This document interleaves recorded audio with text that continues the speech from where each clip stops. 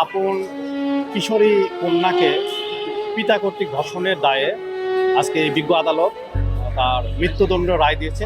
বাবার কাছেই নিরাপদ ছিল না জন্মদাত্রী কন্যা। বগুড়ায় নিজ কিশোরী মেয়েকে ধর্ষণের দায়ে মোহাম্মদ আব্দুল খালেক নামের এক পাষণ্ড বাবাকে মৃত্যুদণ্ড দিয়েছেন আদালত। বৃহস্পতিবার বেলা 11টায় বগুড়ার শিশু সহিংসতা দমন ট্রাইব্যুনালের বিচারক মোহাম্মদ মারুফ হোসেন এই ঐতিহাসিক রায় ঘোষণা করেন। মৃত্যুদণ্ডের পাশাপাশি দণ্ডপ্রাপ্ত আব্দুল খালেককে 2 লাখ টাকা জরিমানা করা হয়েছে, যা ভুক্তভোগী কিশোরীর ক্ষতিপূরণ হিসেবে গণ্য করা হবে।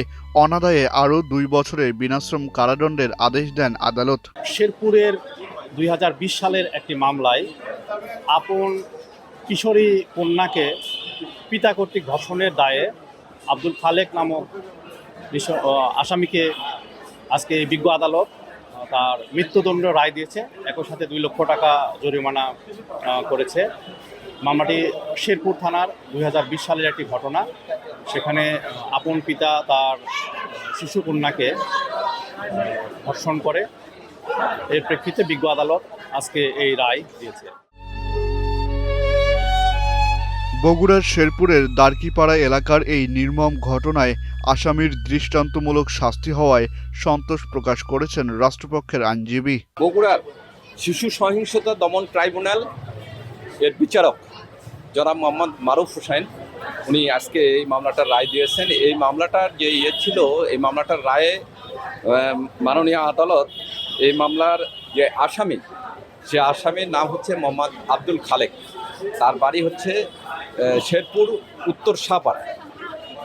তার অপরাধটা ছিল যে সে তার মেয়েকে করেছে রাতে, অর্থাৎ গত ইংরেজি 21/10/2020 তারিখ, সেদিন রাত অনুমান 1টার সময় সেই বাড়িতে কেউ ছিল না।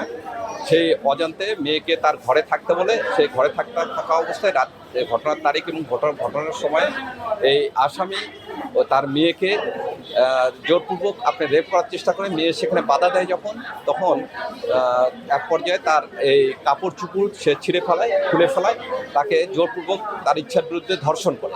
এই অপরাধে তার মা বাদী হয়ে এই মাননীয় আদালতে মামলা করেছিল। সেই মামলার সাক্ষীর প্রমাণান্তে মাননীয় আদালত এই মামলার যে বাদীপক্ষের যে মামলা সন্দেহাতীতভাবে প্রমাণ হয়েছে বলে উল্লেখ করেছেন।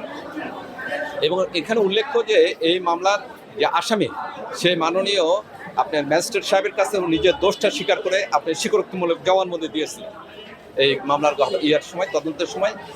আজকে মাননীয় আদালতে এই আসামিকে মৃত্যুদণ্ড দিয়েছেন। এই ধরনের একটা ঘৃণ্য অপরাধের জন্য উনি বিভিন্ন প্রকার ফাইন্ডিং উল্লেখ করেছেন। এই আসামিকে মৃত্যুদণ্ড এবং 2 বছরের সশ্রম কারাদণ্ড দিয়ে আদেশ দিয়েছেন। যে বাবা ছিল সন্তানের সুরক্ষা কবচ, সেই বাবাই যখন হয়ে ওঠে রূপকের দানব, তখন আদালতের এই কঠোর রায় দৃষ্টান্ত হয়ে থাকবে।